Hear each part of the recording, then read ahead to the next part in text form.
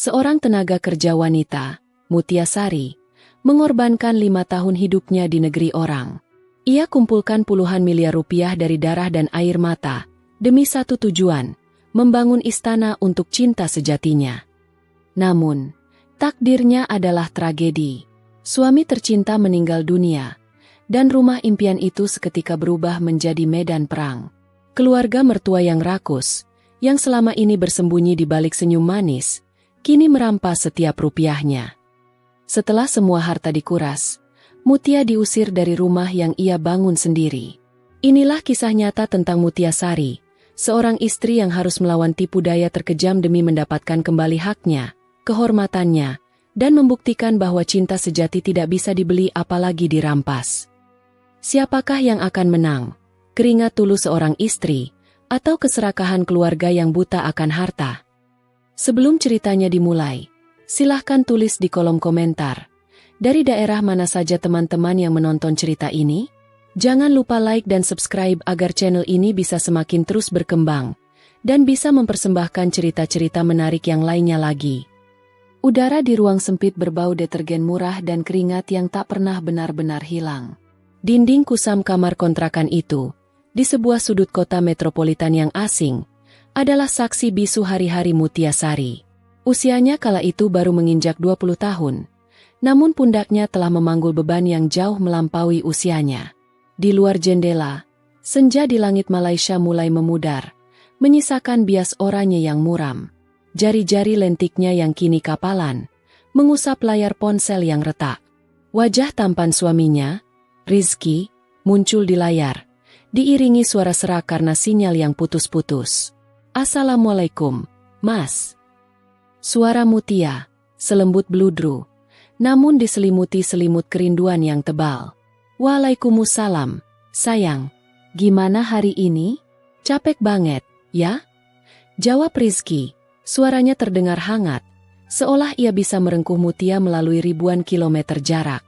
Mutia tersenyum getir, mencoba menyembunyikan rasa sakit di punggung dan perih di telapak tangan. "Enggak, Mas. Biasa aja. Tadi majikan lagi banyak acara, jadi kerja ekstra. Tapi Mutia kuat. Kok? Semua demi kita, Mas." Di balik kalimatnya, ada pengorbanan yang tak terhitung. Mutia, si gadis berhati lembut dan pekerja keras dari desa, telah menjelma menjadi tenaga kerja wanita, TKW, yang gigih. Bertahun-tahun lamanya, ia menahan kerinduan pada tanah air, pada masakan ibunya, dan yang terutama, pada suaminya. "Mutia," Rizky menghela napas berat. "Mas tahu kamu pasti capek banget. Cepat pulang, ya?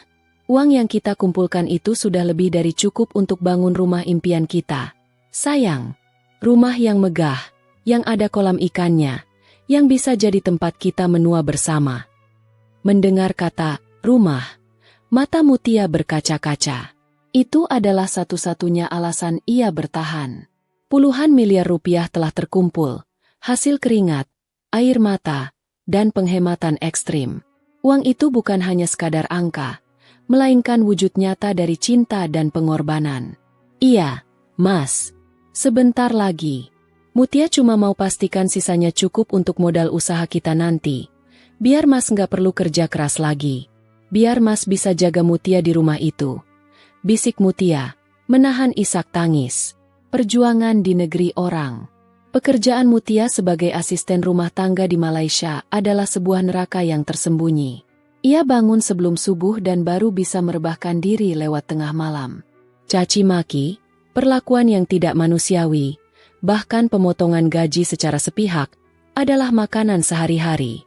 Ia pernah menangis semalaman di pojok kamar mandi, memeluk foto Rizky, dan bertanya-tanya, "Sampai kapan aku harus begini, ya Allah?"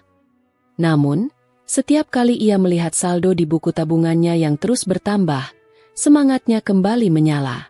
Angka-angka itu adalah jaminan masa depan. Itu adalah tiket pulang, menuju pelukan Rizky dan rumah impian mereka. 3 tahun lalu, saat ia pamit, wajah Rizky dipenuhi kesedihan. "Jangan pergi, Mutia. Mas bisa cari kerja di sini," pinta Rizky sambil menggenggam tangan Mutia erat. "Enggak, Mas. Gaji di sini nggak akan cukup untuk mimpi kita. Mutia janji, cuma 3 tahun. Mutia akan pulang bawa uang yang cukup untuk beli tanah yang luas dan bangun rumah termegah di kampung kita. Mutia mau kita hidup nyaman, Mas. Jawab Mutia dengan tekad baja. Janji itulah yang ia pegang teguh. Seiring waktu berjalan, uang kiriman Mutia terus mengalir deras ke rekening suaminya. Rizky, dengan penuh tanggung jawab, mulai mengurus pembelian tanah dan pembangunan rumah. Pada suatu pagi yang cerah, Mutia menerima beberapa foto di pesan WhatsApp.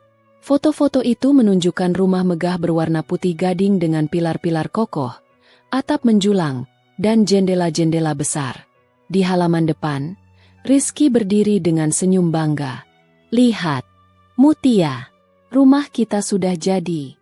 Kamu lihat, persis seperti yang kita gambar di buku catatan dulu. Tulis Rizky. Air mata Mutia tumpah ruah.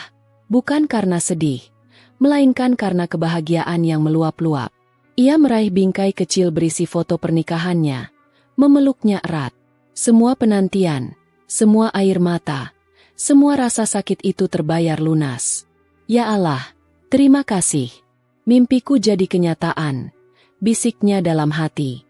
Mas, rumahnya cantik sekali. Terima kasih, Mas. Terima kasih sudah mengurusnya. Mutia akan segera pulang.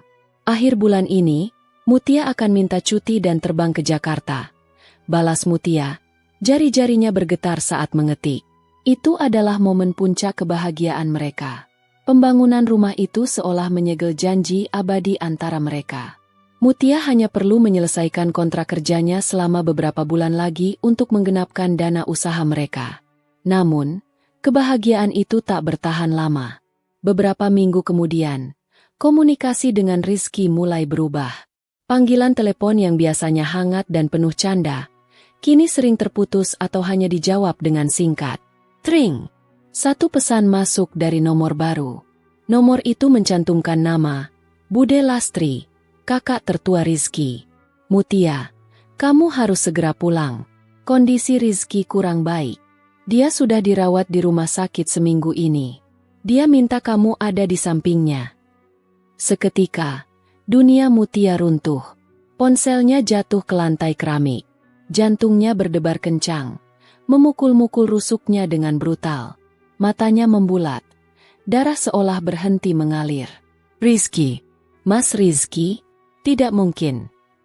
Mutia bergumam, tubuhnya gemetar. Ia segera menghubungi nomor Bude Lastri. Halo, Bude? Ini Mutia. Ada apa dengan Mas Rizky? Dia sakit apa? Kenapa Bude baru kasih tahu sekarang? Tanyanya dengan suara bergetar dan panik. Suara Lastri di seberang terdengar dingin dan datar, tanpa ada nada simpati yang tulus. Dia sakit keras. Mutia. Komplikasi. Sudah parah. Kami sudah berusaha, tapi Tuhan berkehendak lain. Lastri menarik napas panjang. Kamu cepatlah pulang. Tapi, siapkan hatimu. Rizky sudah tidak ada. Bagaikan tersambar petir di siang bolong. Mutia menjerit. Jeritan pilu yang tertahan di tenggorokan. Matanya memanas.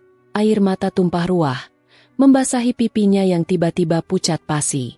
Janjinya, rumah impiannya, suaminya. Semua yang telah ia perjuangkan selama bertahun-tahun, seolah direnggut oleh takdir dalam sekejap mata. Rizky, belahan jiwanya, telah pergi, tepat sebelum ia bisa kembali dan menikmati hasil jerih payah mereka. Gadis pekerja keras yang berhati lembut itu, kini hanya seorang janda muda yang hancur, ribuan kilometer jauhnya dari rumah yang baru saja ia bangun dengan air mata dan pengorbanan. Mutia memeluk erat gaun tidurnya, menekannya ke wajahnya yang basah. Ia mencium aroma Rizky yang samar-samar masih tertinggal di sana. Aroma keringat, sabun cukur, dan sedikit tembakau. Mas Rizky, kenapa secepat ini? Aku pulang untukmu. Mas, aku pulang untuk rumah kita. Isaknya, suaranya tercekat. Di luar jendela, bulan sabit bersinar remang-remang, seolah ikut berduka atas kisah cinta dan pengorbanan yang harus berakhir sebelum sempat dimulai. Mutia hanya tahu bahwa ia harus pulang. Segera. Untuk melihat suaminya. Dan juga, untuk menghadapi babak baru yang ia yakini akan jauh lebih mengerikan daripada menjadi seorang TKW di negeri orang. 5 hari setelah kabar duka itu, Mutia Sari tiba di Bandara Soekarno-Hatta dengan wajah sembab dan hati yang hancur berkeping-keping. Ia tidak sempat mengambil cuti resmi. Ia hanya mengemasi barang seadanya, memohon izin pulang, dan langsung membeli tiket penerbangan tercepat. Di tangannya, tersisa uang tunai yang tidak seberapa. Sebagian besar dananya masih ada di rekening gabungan yang dikelola Rizky. Setibanya di kampung halaman, sebuah mobil sewaan membawanya melewati jalanan desa yang kini terasa asing. Semakin dekat dengan lokasi rumahnya, jantung Mutia berdegup semakin kencang, antara haru, rindu, dan rasa sakit yang tak tertahankan. Dan di sana, di ujung jalan, berdirilah bangunan megah itu. Rumah impian mereka. Putih gading, kokoh, dan menjulang. Persis seperti yang ia bayangkan. Persis seperti yang ia bayar dengan cucuran keringat dan air mata. Namun, kini rumah itu diselimuti suasana kelam. Bendera kuning terpasang di depan gerbang, menjadi pertanda bahwa ia telah kehilangan segalanya. Mutia turun dari mobil. Kakinya terasa lemas. Ia melangkah perlahan. Tubuhnya gemetar. Di teras rumah, tampak beberapa orang berkumpul. Mereka adalah keluarga almarhum Rizky, Bude Lastri, Pak De Rahmat, suami Lastri, adik ipar Rizky, Herman, dan beberapa anggota keluarga besar lainnya. Alih-alih menyambutnya dengan pelukan hangat seorang keluarga yang baru saja kehilangan anak dan menantu kesayangan, sambutan yang diterima Mutia terasa dingin, sekeras batu marmer di lantai teras rumah. "Assalamualaikum," ucap Mutia lirih.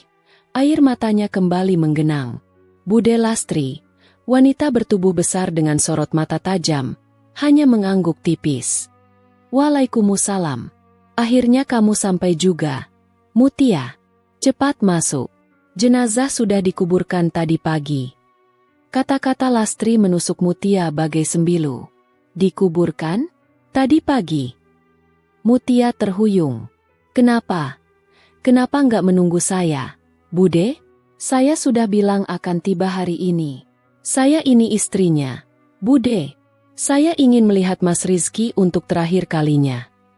"Mau bagaimana lagi, Mutia?" sela Pak De Rahmat. Suaranya berat dan tidak bersahabat. "Mengurus jenazah itu tidak boleh ditunda-tunda. Kami tahu kamu sedih, tapi kami tidak bisa menunda penguburan hanya karena menunggu pesawatmu yang terlambat." Mutia terdiam, menahan rasa sakit di dada. Ada kejanggalan yang sangat terasa. Apakah mereka tidak mengerti betapa pentingnya perpisahan terakhir itu baginya? Setelah bertahun-tahun berjuang di negeri orang, ia segera masuk, berjalan cepat menuju kamar utama. Kamar itu terasa kosong, hampa, tanpa kehadiran Rizky. Ia menjatuhkan dirinya ke kasur, memeluk bantal suaminya, dan menangis sejadi-jadinya. Setelah salat Isya dan tahlilan singkat, Mutia duduk sendirian di ruang tamu. Keluarga Rizky sudah berkumpul di ruang tengah, berbisik-bisik, sesekali melirik ke arahnya. Lastri menghampirinya, membawa sebuah amplop coklat. "Mutia, ini, ada surat-surat penting yang harus kamu tahu," ujar Lastri. Nadanya kini lebih mendominasi daripada berempati. Mutia membuka amplop itu dengan tangan gemetar. Di dalamnya, terdapat surat wasiat yang diklaim ditulis oleh Rizky, serta beberapa dokumen lain, termasuk surat-surat kepemilikan rumah dan tanah. Saat membaca isi surat wasiat tersebut, Mutia merasakan darahnya mengalir dingin. Isi surat itu menyatakan bahwa, jika terjadi sesuatu pada dirinya, Rizky mewariskan seluruh harta bendanya, termasuk rumah dan tanah, kepada ibu dan saudara-saudaranya, dengan alasan, sebagai balasan atas jasa mereka yang merawatnya di masa sakit. Mutia mengangkat kepala. Matanya melebar tak percaya. "Bude, ini tidak masuk akal." "Kenapa tidak masuk akal, Mutia?" Lastri bersedekap. Sorot matanya menantang. "Uang untuk membangun rumah ini, semua dari hasil kerja keras saya selama 5 tahun di Malaysia. Bude, rumah ini saya bangun untuk kami berdua." Mas Rizky tahu itu. Mas Rizky tidak mungkin menulis wasiat seperti ini. Ini semua uang saya, Bude. Mutia mencoba menahan emosinya, tapi suaranya mulai meninggi. Pak D. Rahmat maju, wajahnya memerah. Jaga bicaramu, Mutia. Rizky itu suamimu, dan harta suami adalah harta bersama. Selama dia sakit, siapa yang merawatnya? Kami. Kamu di mana? Kamu sibuk jadi TKW di negeri orang. Jadi, wajar kalau Rizky berterima kasih kepada kami dengan mewariskan harta ini. Tapi saya mengirimkan uang setiap bulan untuk semua keperluan ini, Pak D. Bahkan saya menanyakan kesehatan Mas Rizky, tapi kalian bilang dia baik-baik saja. Desak Mutia. Air mata mengalir deras karena rasa dikhianati dan dicurigai. Jangan banyak tanya. Herman, adik iparnya yang selama ini dikenal pendiam, tiba-tiba ikut campur, suaranya tajam. Kami hanya menjalankan amanah almarhum. Uang itu sudah memperjelas watak manusia. Mutia, semua orang tahu, kamu hanya mata duitan yang meninggalkan suami demi mencari harta. Dan sekarang, harta itu akan kembali kepada keluarga yang berhak. Kata-kata itu bagai belati yang menusuk ulu hati Mutia. Ditinggalkan suaminya adalah duka terberat. Tapi dituduh serakah setelah semua pengorbanannya, jauh lebih menyakitkan. Mutia menatap Lastri, Rahmat, dan Herman secara bergantian. Di mata mereka, ia tidak menemukan belas kasihan. Yang ia temukan hanyalah kilau rakus dan nafsu terhadap harta benda yang ia kumpulkan dengan susah payah. Malam itu, Mutia tidur di kamar tamu yang dingin. Ia tidak bisa memejamkan mata. Ia memikirkan kejanggalan demi kejanggalan. Kematian yang mendadak. Rizky dikabarkan sakit keras hanya seminggu sebelum meninggal. Padahal komunikasi terakhir mereka baik-baik saja. Penguburan tergesa-gesa. Keluarga tidak menunggunya. Sang istri sah untuk melihat jasad suaminya. Surat wasiat yang mencurigakan. Surat itu seolah-olah meniadakan peran Mutia sebagai istri dan pemilik dana utama. Ia meraih ponselnya, mencari-cari slip transfer bank dan screenshot percakapan dengan Rizky selama bertahun-tahun. Semua bukti kepemilikannya jelas. Air mata Mutia membasahi bantal. Ia bukan hanya berhadapan dengan duka kehilangan suami, tapi kini ia harus menghadapi kenyataan pahit bahwa ia sedang dijebak, dihadapkan pada watak asli keluarga mendiang suaminya yang rakus dan penuh tipu daya.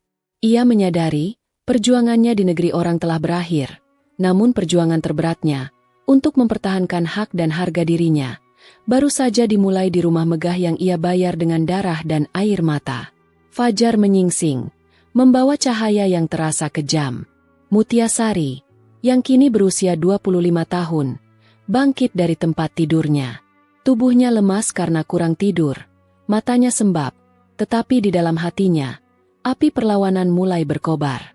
Duka masih melingkupinya, tetapi harga diri dan kebenaran kini menuntut untuk dipertahankan.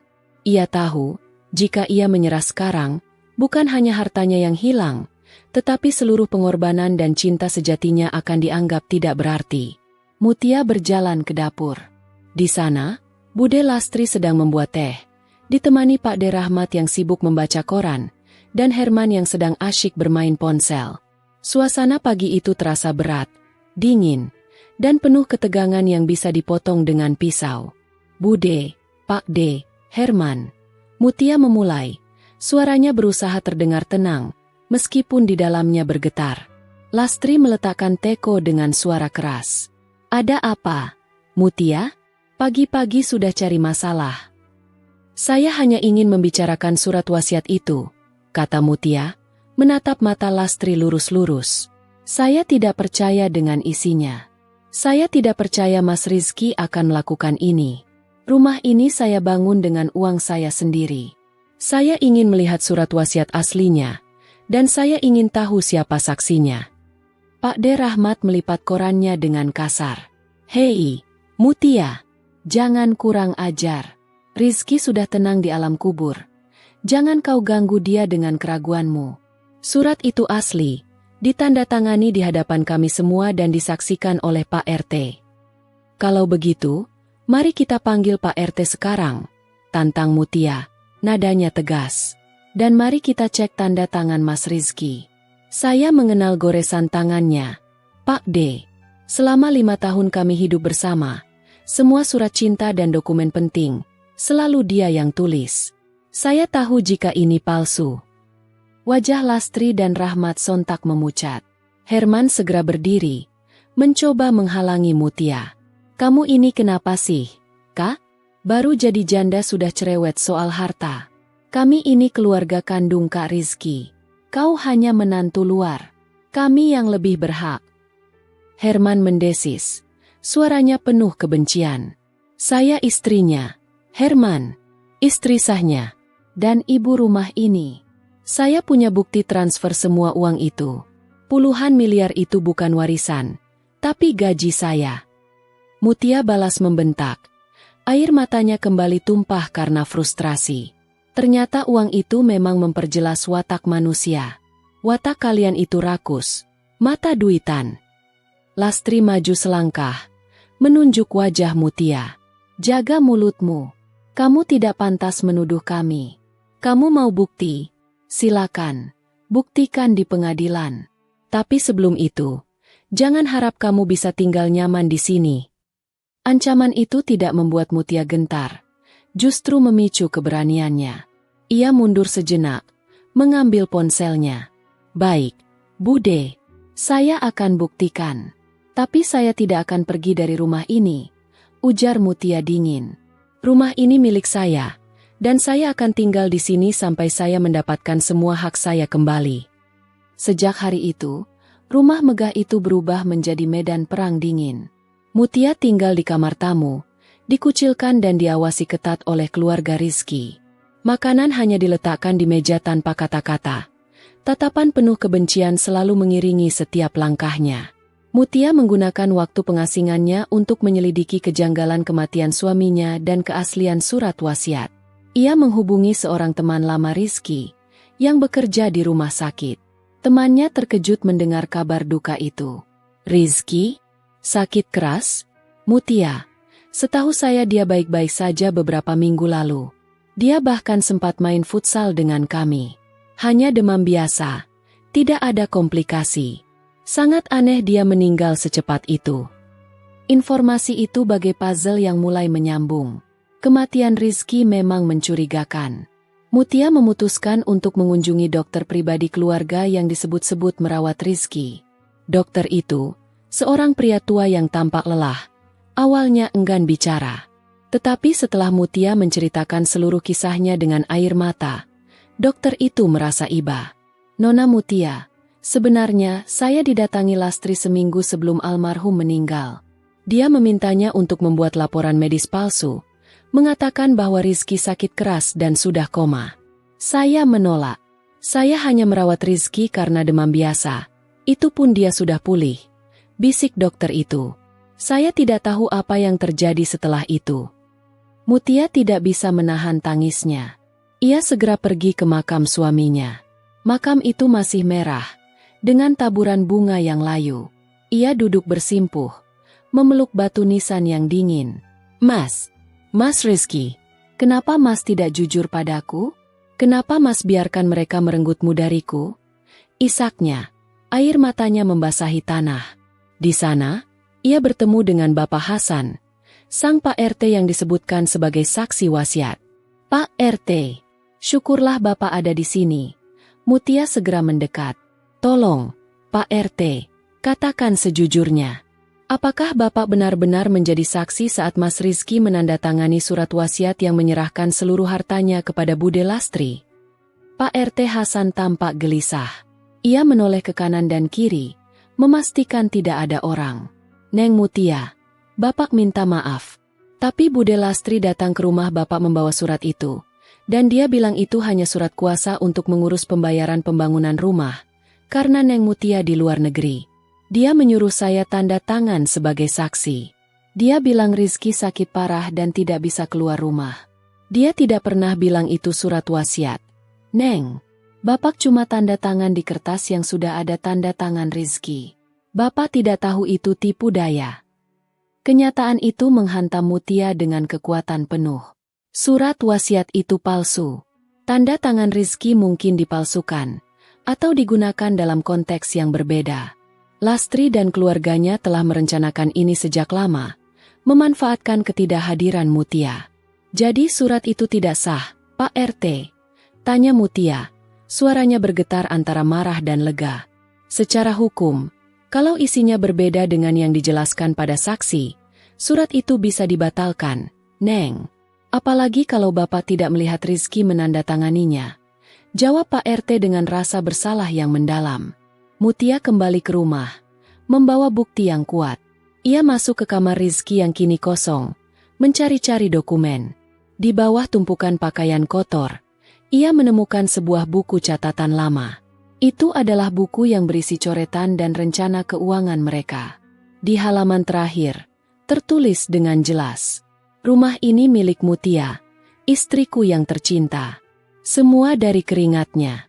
Aku akan menjaganya dan memastikan dia hidup bahagia di sini. Rumah ini adalah bukti cintaku padanya."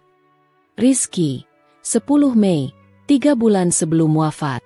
Buku itu adalah bukti cinta dan bukti pengakuan hak Mutia yang paling kuat. Mutia berjalan ke ruang tengah, di mana Lastri, Rahmat, dan Herman sedang tertawa riang. Seolah-olah duka Rizky telah usai dan mereka kini tinggal menunggu saat yang tepat untuk mengusir Mutia. Mutia melemparkan surat wasiat palsu itu ke atas meja, diikuti dengan buku catatan Rizky. "Saya tahu semuanya," Mutia berkata. Matanya berkaca-kaca, tetapi suaranya tajam dan menusuk. "Pak RT Hasan sudah mengaku, dan dokter sudah memberi kesaksian. Surat wasiat ini palsu, Bude. Kalian tidak hanya mengambil harta saya, kalian juga menodai nama almarhum suami saya." Wajah Lastri berubah merah padam. Ia berdiri, tangannya mengepal. Herman bangkit dan menarik kerah baju Mutia. "Diam kamu, pelacur TKW. Kamu tidak punya hak di sini. Kau mau bawa polisi? Silakan. Kami punya banyak koneksi di desa ini," ancam Herman, matanya penuh amarah. "Lepaskan saya, Herman." Mutia mendorong Herman sekuat tenaga. "Saya sudah kehilangan suami. Jangan kalian kira saya akan takut kehilangan harta. Saya akan melawan kalian sampai titik darah penghabisan. Karena ini bukan tentang uang lagi. Ini tentang harga diri saya, dan mengenang perjuangan cinta kami." Pak D. Rahmat maju. Ekspresinya berubah menjadi kebencian murni. Ia meraih lengan Mutia dan menyeretnya menuju pintu depan rumah. "Sudah cukup. Keluar dari rumah ini. Kami tidak sudi melihat wajahmu lagi," teriak Rahmat. Mutia meronta. "Lepaskan saya. Saya tidak mau keluar.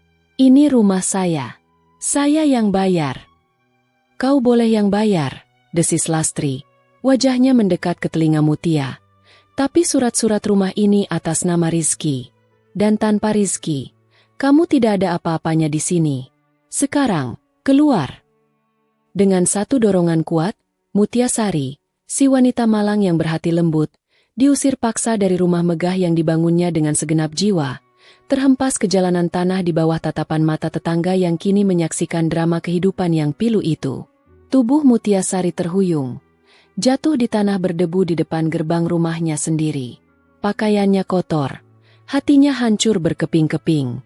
Pintu rumah megah itu dibanting keras. Suara kunci berputar mengunci dirinya di luar, seolah mengunci semua kenangan indah dan jerih payahnya. Air matanya sudah kering. Yang tersisa hanyalah rasa perih yang teramat sangat, dicampur dengan amarah membara dan rasa malu yang tak terhingga. "Pergi. Jangan pernah kembali ke sini. Kalau kau nekat, kami akan panggil polisi dan menuduhmu sebagai penyusup," teriak Lastri dari balik gerbang. Suaranya dipenuhi kemenangan dan kekejaman. Mutia bangkit perlahan. Ia menoleh ke sekeliling. Beberapa pasang mata tetangga menatapnya dengan rasa ingin tahu dan kasihan. Selama ini, mereka hanya mengenal Mutia sebagai TKW kaya raya yang pulang membawa rumah megah dan suami tampan. Kini, ia menjadi tontonan, seorang janda yang diusir dan dipermalukan. "Mas Rizky," bisiknya, menatap rumah itu dengan tatapan penuh kebencian bercampur cinta yang menghilang. "Mereka mengambilmu, dan sekarang mereka mengambil semua yang kita perjuangkan. Mutia tidak punya tempat tujuan. Ia hanya memiliki tas ransel berisi pakaian dan, yang terpenting, ponselnya yang berisi semua bukti transfer uang, rekaman percakapan dengan Pak RT, dan buku catatan Rizky.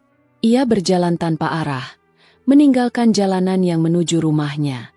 Hari semakin gelap, dan udara mulai dingin. Ia berjalan kaki hingga mencapai jalan raya utama, di mana ia menumpang bus menuju kota terdekat. Di kota yang asing itu, Mutia menyewa kamar kontrakan sempit dan kumuh dengan sisa uang tunainya. Kamar itu jauh lebih buruk dari kamar kontrakannya saat menjadi TKW di Malaysia. Dindingnya retak, kasurnya tipis, dan bau apek mendominasi ruangan. Inilah tempat tinggalnya, setelah 5 tahun bekerja keras untuk membangun istana. Ini adalah titik terendah dalam hidupnya. Malam pertamanya di kamar itu adalah malam terpanas dan terdingin yang pernah ia alami. Ia duduk di lantai, bersandar di dinding, dan menangis tanpa suara. Bukan hanya karena harta yang hilang, tetapi karena kenyataan bahwa cinta tulus dan pengorbanannya telah dibalas dengan tipu daya dan pengkhianatan. Aku rela memaafkan Mas Rizky yang mungkin naif, tapi aku tidak akan memaafkan kalian, keluarga rakus itu. Gumamnya, tangannya mengepal erat. Di tengah kesedihan yang mendalam, sebuah kesadaran menghantamnya. Ia harus bangkit. Ia adalah Mutia Sari, wanita yang bertahan hidup di negeri orang sendirian, menghadapi caci maki dan kerja keras demi masa depan. Ia tidak akan menyerah pada sekelompok orang serakah. Mutia tidak lagi menangisi Rizky. Ia kini fokus pada pertempuran yang harus ia menangkan. Keesokan harinya, Mutia memberanikan diri. Ia mengenakan pakaian yang paling rapi dan pergi menuju kantor bantuan hukum gratis yang ia cari melalui internet. Ia bertemu dengan Bapak Danu, seorang pengacara senior yang terkenal idealis, tetapi kini bekerja di sebuah yayasan bantuan hukum. Mutia menceritakan seluruh kisahnya, mulai dari perjuangannya sebagai TKW, bukti-bukti transfer bank, surat wasiat palsu, kesaksian Pak RT, hingga pengusirannya. Bapak Danu mendengarkan dengan saksama, sesekali menghela napas panjang. Kisah Anda ini sangat pahit, Nona Mutia, ujar Bapak Danu, setelah Mutia selesai. Ini bukan sekadar kasus perebutan warisan, tapi kasus penipuan dan penggelapan harta bersama yang dilakukan oleh pihak keluarga almarhum. Mereka memanfaatkan status Anda yang jauh dan kematian suami Anda. Bisakah saya menang, Pak? Mereka punya uang, mereka punya koneksi di desa. Tanya Mutia, suaranya syarat akan harapan dan ketakutan. Bapak Danu menatap mata Mutia yang kini terlihat lebih kuat. Bukan lagi mata seorang TKW yang cengeng, melainkan mata seorang pejuang yang terluka. Anda punya bukti-bukti kuat. Transfer bank atas nama Anda, kesaksian RT yang membatalkan keaslian wasiat, dan buku catatan almarhum yang menunjukkan niat sebenarnya. Jelas Bapak Danu, tangannya mengetuk meja. Kita bisa ajukan gugatan hak waris dan gugatan perdata atas harta bersama. Kasus ini akan memakan waktu lama, Nona Mutia. Kita akan melawan orang-orang yang hanya melihat Anda sebagai dompet berjalan. Saya siap, Pak. Saya rela menghabiskan sisa hidup saya untuk melawan mereka. Saya tidak butuh uang mereka, Pak.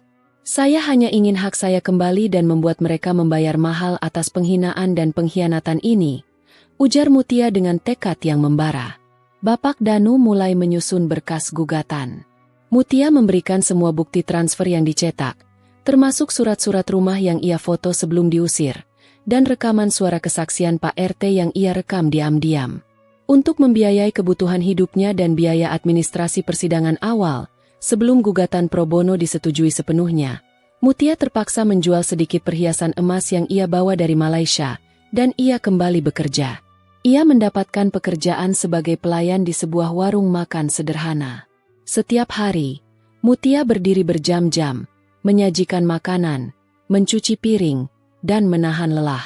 Bedanya, kini ia tidak lagi bekerja demi mimpi membangun rumah, melainkan demi membiayai perlawanan dan dendamnya. Mbak, tambah nasi dong. Iya, sebentar, Mas, jawab Mutia, cepat dan cekatan. Wajah Mutia selalu terlihat muram dan fokus. Ia tidak pernah mengeluh. Semua rasa sakit di kakinya, semua rasa lelah di punggungnya, Ia jadikan energi untuk melawan. Setiap piring yang ia cuci, setiap pesanan yang ia antar, adalah satu langkah kecil menuju persidangan. Beberapa minggu kemudian, di tengah jam sibuk warung, ponsel Mutia bergetar. Nomor tidak dikenal. "Halo?"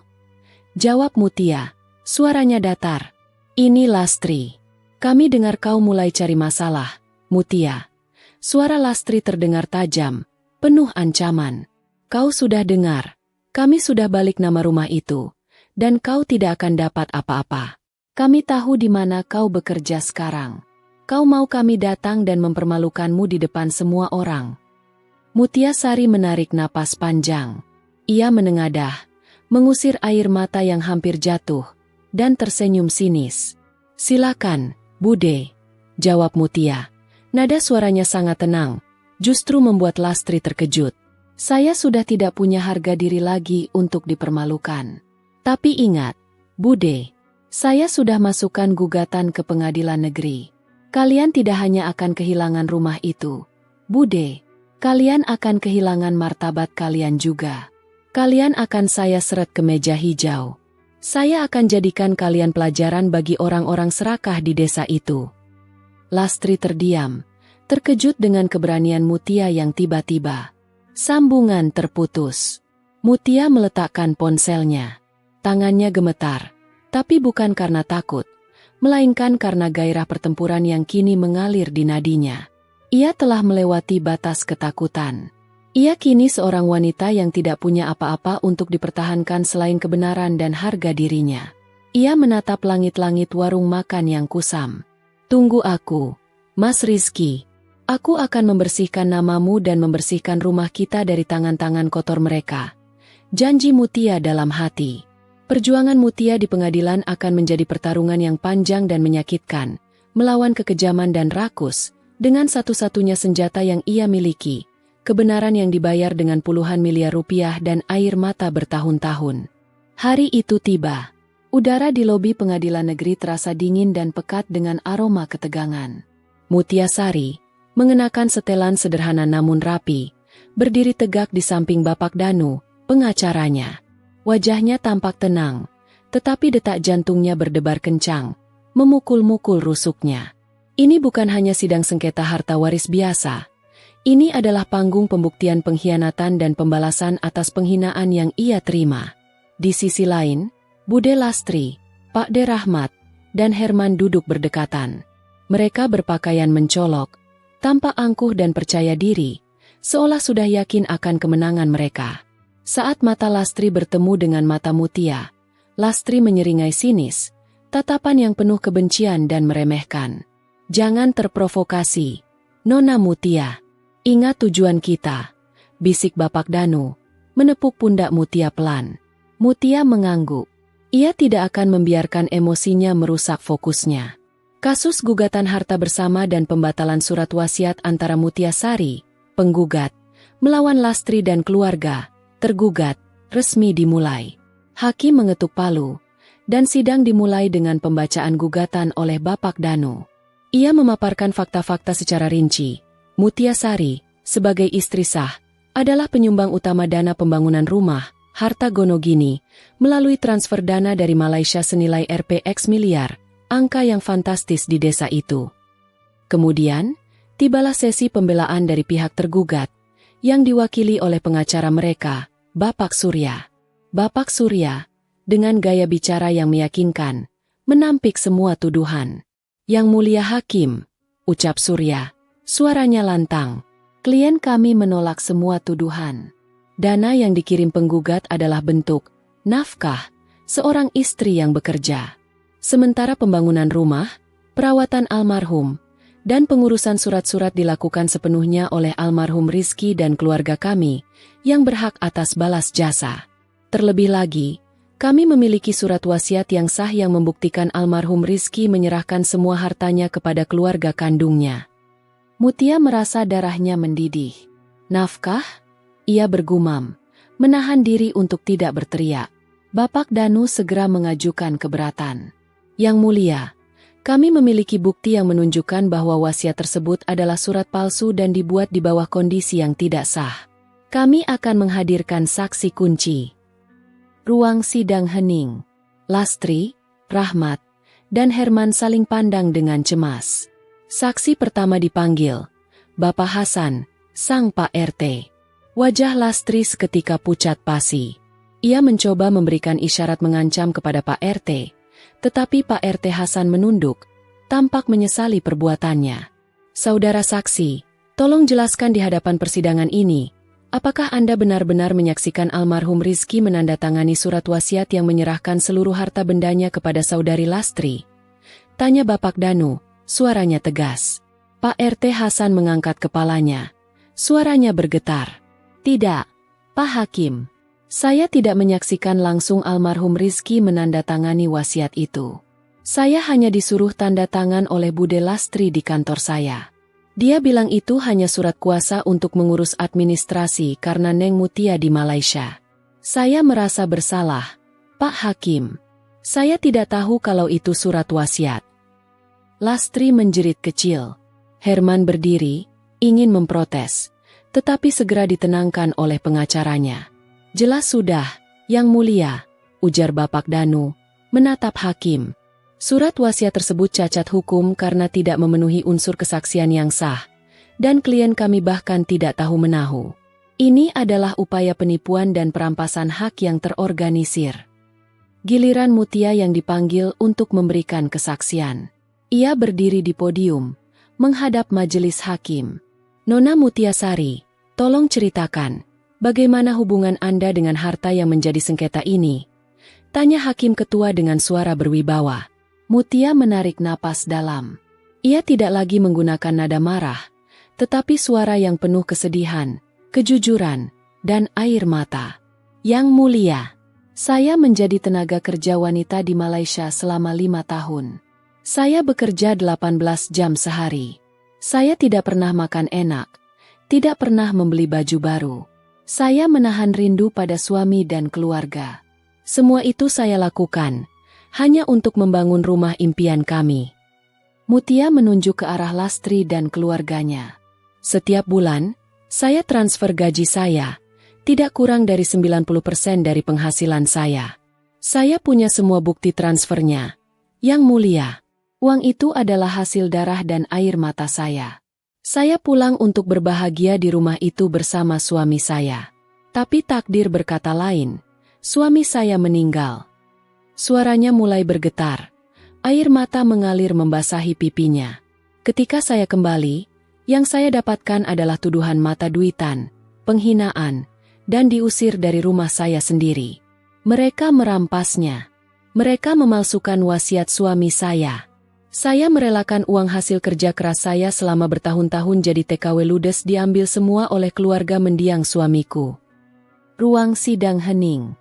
Bahkan Lastri pun tampak menunduk, sedikit terguncang oleh luapan emosi Mutia.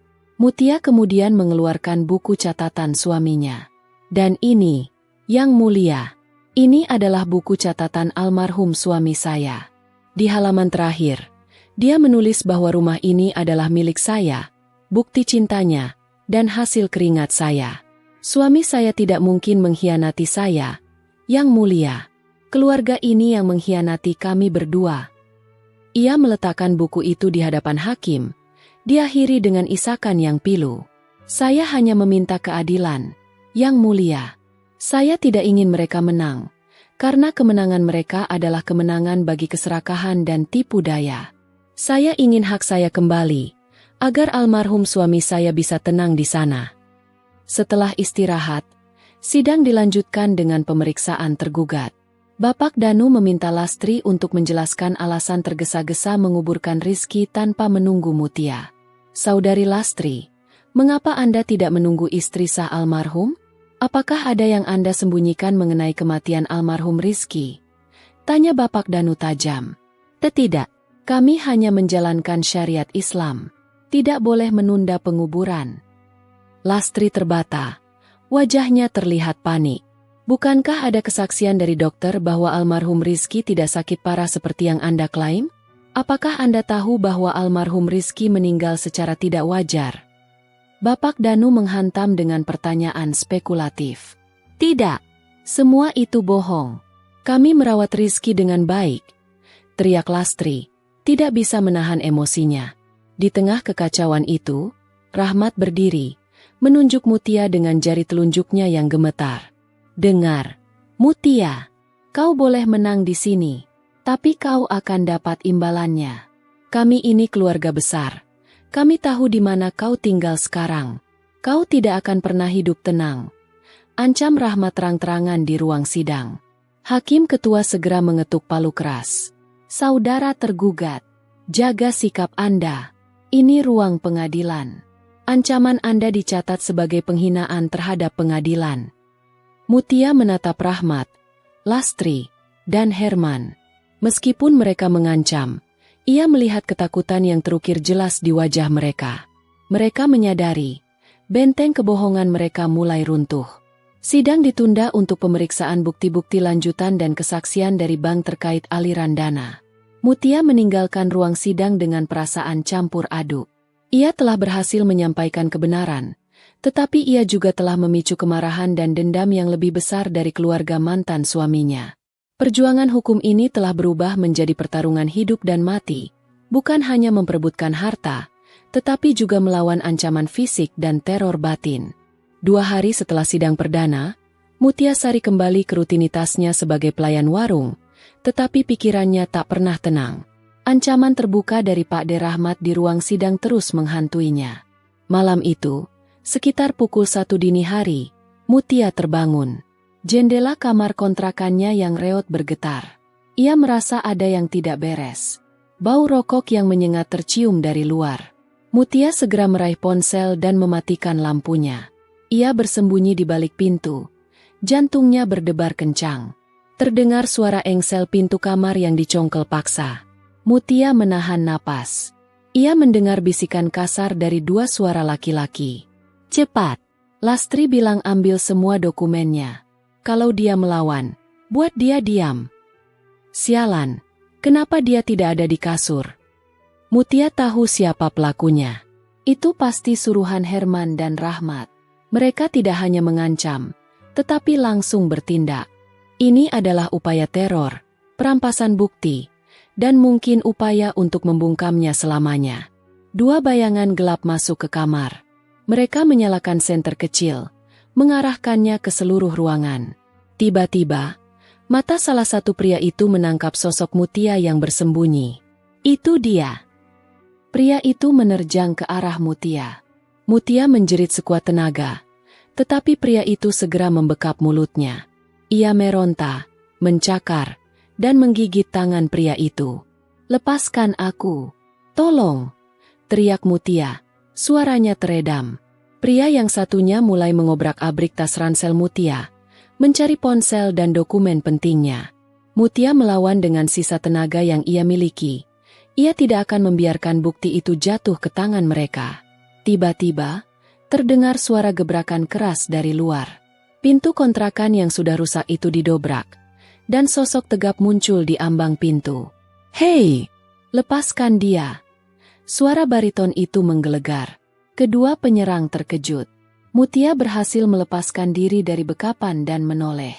Sosok itu adalah Bagus, seorang pemuda bertubuh atletis yang Mutia kenal sebagai pemilik warung tempat ia bekerja. Bagus adalah pemuda pendiam, bersikap dingin, tetapi selalu tampak mengawasi Mutia dari jauh. Kedua penyerang itu segera menyerang Bagus. Terjadilah perkelahian brutal di kamar sempit itu. Bagus, yang ternyata memiliki dasar bela diri, bergerak cepat.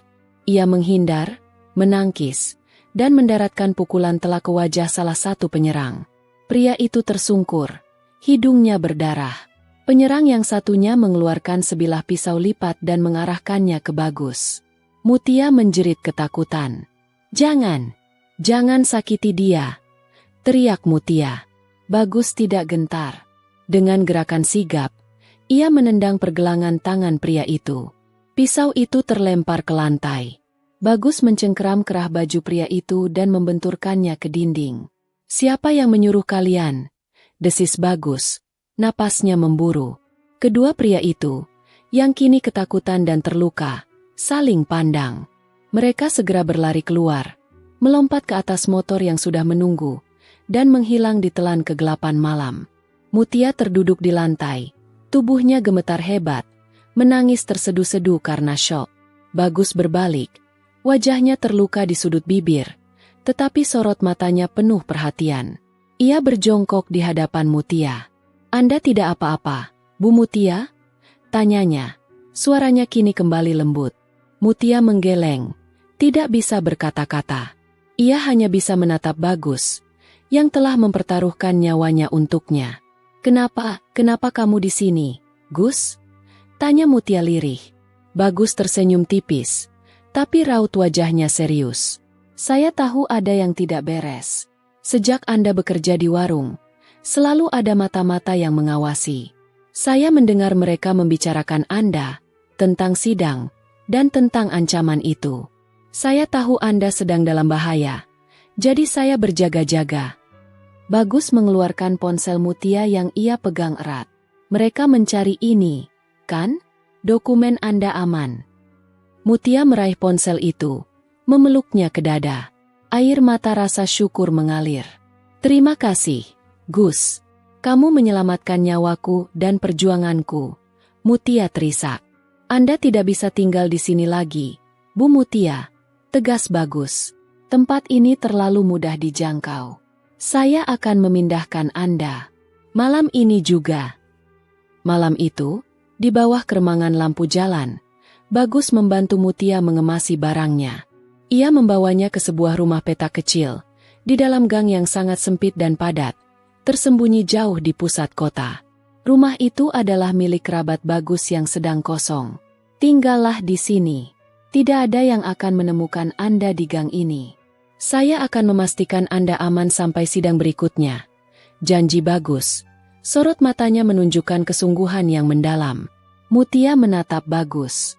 Ada aura misterius pada pemuda ini, tetapi juga kejujuran yang menenangkan. Di tengah badai pengkhianatan, Mutia menemukan sebuah pelabuhan kecil yang tulus. Keesokan harinya, Mutia membawa Bagus untuk bertemu Bapak Danu. Bagus menceritakan detail serangan itu, yang kini menjadi bukti nyata bahwa keluarga Lastri menggunakan teror dan kekerasan. "Ini sangat serius, Nona Mutia. Kita akan segera mengajukan laporan polisi atas percobaan perampasan dan ancaman pembunuhan," kata Bapak Danu, wajahnya tampak geram. Bagus kemudian menawarkan bantuan yang lebih dari sekadar perlindungan fisik. "Pak Danu, Bu Mutia," ujar Bagus, "saya punya sedikit koneksi di bidang IT dan keuangan. Saya bisa membantu melacak aset-aset Lastri dan keluarganya. Jika mereka mencoba menyembunyikan harta mereka atau memanipulasi bukti bank, saya bisa menemukannya." Ternyata, Bagus bukan hanya pemilik warung, tetapi juga seorang mantan mahasiswa putus kuliah dengan keahlian di bidang teknologi informasi, yang kini menggunakan kemampuan hacking etisnya untuk hal-hal yang benar. "Kalian tidak hanya akan membuktikan bahwa surat wasiat itu palsu, tetapi juga akan menunjukkan motif mereka, keserakahan yang tidak terukur," kata Bagus, tatapannya tajam dan fokus. Bapak Danu tersenyum lebar. "Sempurna, Nona Mutia. Tuhan mengirimkan bala bantuan untuk Anda. Kita akan membalas kejahatan mereka dengan hukum yang adil." Dengan bantuan Bagus, Mutia dan Bapak Danu mulai bekerja lebih strategis. Bagus berhasil menemukan beberapa transaksi mencurigakan dari rekening Lastri. 3 hari setelah Rizky meninggal, Lastri melakukan penarikan tunai dalam jumlah besar dari rekening gabungan Rizky dan Mutia, sebelum Mutia sempat pulang. "Lihat ini, Bu Mutia," kata Bagus, menunjukkan data di laptopnya. "RPX juta ditarik tunai dan digunakan untuk membeli perhiasan emas. Dan ini, RPY juta ditransfer ke rekening Herman, untuk membayar utang judi online. Mereka mulai menghamburkan uang Anda sebelum jenazah almarhum suami Anda dimakamkan dengan layak." Mutia menatap layar, hatinya dipenuhi rasa jijik dan sakit yang luar biasa. Ya Tuhan, betapa rakusnya mereka. Mereka tidak menghormati duka sama sekali. Bukti-bukti ini, bukti penarikan ilegal, penggunaan dana haram, dan pembelian aset pribadi, adalah senjata pamungkas Mutia. Itu membuktikan bahwa tujuan Lastri dan keluarga bukanlah menjalankan wasiat, melainkan menggelapkan harta Mutia untuk kepentingan pribadi mereka sendiri. Saat Mutia dan Bagus sedang menyusun strategi, telepon Bapak Danu berdering. "Lastri, pengacara tua Bangka, berhentilah mencampuri urusan kami. Kami tahu Mutia bersembunyi di mana. Jika kalian nekat melanjutkan ini, kami akan pastikan kalian berdua menyesal," ancam Lastri melalui telepon. Suaranya penuh kemarahan karena merasa terpojok. Bapak Danu, yang biasanya tenang, kini tersenyum sinis. Ia menekan tombol loudspeaker. "Saudari Lastri," balas Bapak Danu, suaranya tenang dan mengintimidasi. "Gugatan kami kini bukan hanya sengketa warisan. Kami sudah melaporkan kalian atas perampokan, percobaan penggelapan, dan ancaman pembunuhan berdasarkan rekaman CCTV tetangga kontrakan Mutia, dan bukti penarikan dana ilegal dari rekening almarhum. Saran saya, siapkan diri Anda untuk menghadapi jeruji besi." Lastri terdiam kaku di seberang telepon. Sambungan terputus. Mutia menatap Bapak Danu dan Bagus. Ia kini merasa tidak sendiri lagi. Ia memiliki dukungan hukum yang cerdas, perlindungan fisik yang setia, dan bukti-bukti digital yang tidak terbantahkan. Mutia Sari, si mantan TKW yang diusir, kini telah menjadi lawan yang tangguh, siap untuk kembali ke ruang sidang dan menghadapi keluarganya dengan bukti yang akan menghancurkan mereka. Ruang sidang pengadilan negeri dipenuhi oleh atmosfer yang mencekam. Sidang kedua ini adalah penentuan. Mutia Sari memasuki ruangan. Wajahnya tidak menunjukkan ketakutan, melainkan ketegasan yang dingin. Ia ditemani oleh Bapak Danu, dan Bagus duduk di kursi pengunjung, siap memberikan dukungan. Di sisi tergugat, Lastri, Rahmat, dan Herman tampak berbeda dari sidang sebelumnya. Mereka tidak lagi angkuh. Wajah mereka tegang dan mata mereka sesekali melirik ke arah Mutia dengan campuran kebencian dan ketakutan. Mereka tahu, Mutia kini bukan lagi korban yang mudah diintimidasi. Sidang dimulai dengan agenda pemeriksaan bukti baru dari pihak penggugat. Bapak Danu berdiri, memegang flash drive yang berisi data-data dari Bagus. "Yang Mulia Majelis Hakim, kami mengajukan bukti-bukti baru yang sangat substansial. Bukti ini menunjukkan motif sebenarnya dari tergugat, penggelapan dana dan perampasan hak atas harta bersama," ucap Bapak Danu dengan lantang. Bapak Danu meminta izin untuk menayangkan bukti digital di layar proyektor. Ruangan diselimuti kegelapan sesaat. Di layar, muncul screenshot riwayat transaksi dari rekening gabungan Rizky dan Mutia. "Yang Mulia, bukti ini menunjukkan bahwa 2 hari setelah almarhum Rizky meninggal, dan sebelum klien kami tiba di Indonesia, Saudari Lastri melakukan penarikan tunai sebesar 300 juta rupiah tanpa sepengetahuan dan izin dari penggugat, istri sah almarhum. Penarikan ini dilakukan untuk keperluan pribadi yang tidak ada hubungannya dengan pengurusan jenazah," jelas Bapak Danu. Lastri tersentak, menutup mulutnya dengan tangan. Wajahnya memerah karena malu dan marah. Bapak Danu melanjutkan, menunjukkan bukti transfer lain. "Dan ini, Yang Mulia, transfer sebesar 150 juta rupiah kepada Saudara Herman, yang berdasarkan data digital kami, digunakan untuk melunasi utang judi online. Semua ini adalah dana hasil jerih payah klien kami selama menjadi TKW." Herman bangkit, matanya melotot. "Bohong, semua itu palsu. Itu data curian." Hakim Ketua mengetuk palu keras. "Tenang, saudara tergugat, keberatan Anda dicatat. Bukti-bukti ini akan disahkan melalui pemeriksaan ahli forensik digital." Kepanikan menyebar di kubu tergugat. Pengacara mereka, Bapak Surya, berusaha keras menenangkan kliennya, tetapi wajahnya sendiri terlihat khawatir. Setelah membuktikan motif finansial, Bapak Danu beralih ke pembatalan surat wasiat. "Kami memanggil kembali saudara saksi, Bapak Hasan, Pak RT, untuk memberikan keterangan tambahan, Yang Mulia." Pak RT Hasan kini merasa dilindungi oleh keberanian Mutia dan ancaman hukum yang nyata, berbicara lebih tegas. "Lastri mengatakan kepada saya bahwa surat itu hanya untuk kuasa administrasi, bukan wasiat. Tapi yang paling penting, saya menemukan keanehan pada dokumen itu. Saya yakin tanda tangan Rizky di wasiat itu dipalsukan," kata Pak RT, menunjuk ke arah Lastri. Bapak Danu segera memperkuat kesaksian itu dengan bukti yang paling emosional, buku catatan Rizky. Yang mulia, kami mengajukan bukti otentik, tulisan tangan almarhum Rizky, yang menyatakan bahwa rumah itu adalah milik istrinya, sebagai bukti cintanya. Bandingkan dengan surat wasiat itu. Kami yakin, tanda tangan Rizky yang asli ada di buku catatan ini, sementara yang ada di wasiat adalah palsu. Majelis hakim menerima buku catatan itu untuk diperiksa lebih lanjut. Mutia menatap buku itu. Air matanya menetes. Itu adalah pengakuan cinta terakhir suaminya, yang kini menjadi senjata pembalasan yang paling menyakitkan bagi keluarganya. Puncak ketegangan terjadi saat Mutia dipanggil kembali ke podium untuk memberikan kesaksian mengenai serangan teror. Nona Mutia, tolong ceritakan detail mengenai serangan yang Anda alami di kontrakan Anda, pinta Bapak Danu. Mutia menceritakan dengan suara bergetar namun jelas tentang dua pria yang masuk ke kamarnya, mencari dokumen, dan berniat menyakitinya.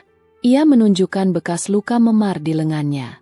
Saya yakin, Yang Mulia, mereka adalah orang suruhan saudari Lastri dan keluarganya. Mereka tidak hanya ingin merampas harta, tetapi juga membungkam saya agar kebenaran ini tidak terungkap. Saya merasa terancam nyawa saya, Yang Mulia, ujar Mutia. Di tengah kesaksian ini, Herman tidak bisa menahan diri lagi. Ia bangkit. Wajahnya merah padam karena amarah dan rasa malu yang terpampang di depan umum. Dasar pembohong. Kau hanya ingin membuat kami terlihat jahat. Kau hanya mencari sensasi. Kau tidak punya bukti siapa yang menyuruh mereka. Herman berteriak. Suaranya menggelegar di ruang sidang. Tiba-tiba, Pak D. Rahmat bangkit. Ia tidak berteriak, tetapi suaranya pelan, dingin, dan penuh ancaman tersembunyi. Kau akan membayar mahal untuk semua ini, Mutia. Uang ini adalah harga diriku. Kau tidak akan pernah bisa membelinya kembali. Hakim ketua segera mengetuk palu berulang kali, memerintahkan petugas keamanan untuk menenangkan Rahmat dan Herman. Ruang sidang menjadi kacau balau. Setelah kericuhan mereda, Hakim ketua membacakan putusan sela yang sangat penting. Berdasarkan bukti-bukti yang diajukan penggugat, termasuk riwayat transfer bank, kesaksian saksi mengenai cacat hukum wasiat, serta temuan adanya penarikan dana ilegal oleh tergugat, majelis hakim memutuskan. Pertama, surat wasiat yang diajukan oleh tergugat dinyatakan cacat hukum dan dibatalkan. Kedua, mengabulkan permohonan sita jaminan, konservatoir Beslak, atas rumah dan tanah sengketa. Ini dilakukan untuk mencegah tergugat menjual atau mengalihkan aset selama proses hukum berlangsung. Mendengar kata, dibatalkan, dan sita jaminan, Bude Lastri ambruk di kursinya. Wajahnya berubah menjadi sangat pucat. Ia mulai menangis histeris.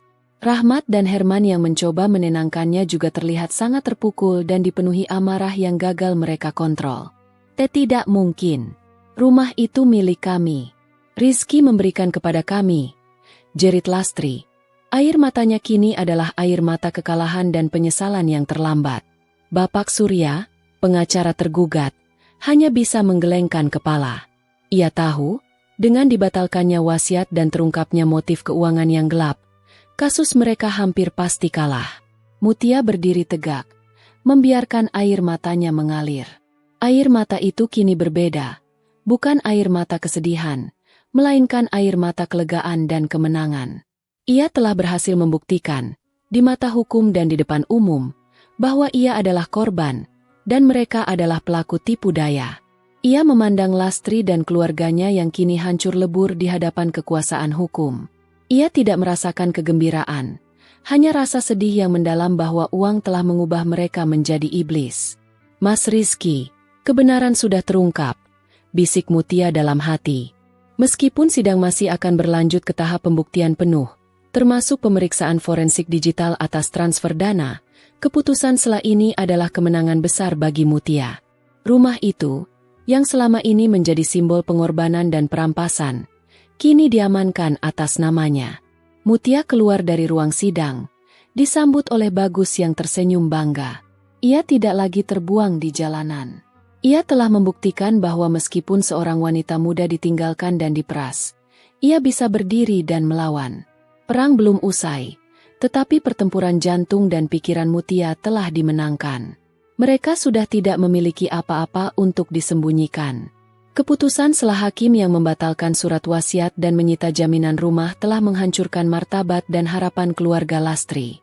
Mereka meninggalkan ruang sidang dengan wajah penuh amarah, dendam, dan rasa malu yang mendalam. Mereka bukan hanya kehilangan harta, tetapi juga reputasi di mata tetangga dan kerabat yang kini mulai berbisik-bisik. Malam itu, di rumah yang kini statusnya disita dan dijaga oleh polisi pengadilan, Lastri, Rahmat, dan Herman berkumpul. Suasana di antara mereka sangat tegang, diselimuti aroma rokok dan frustrasi. Sialan!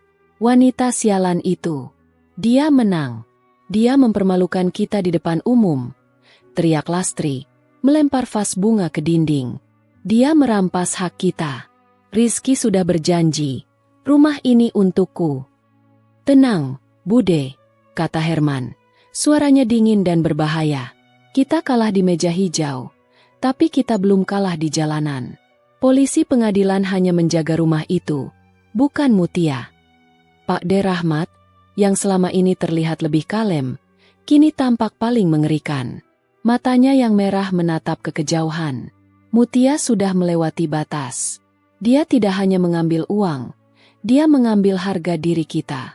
Kita harus membuatnya membayar lebih mahal dari harga rumah itu.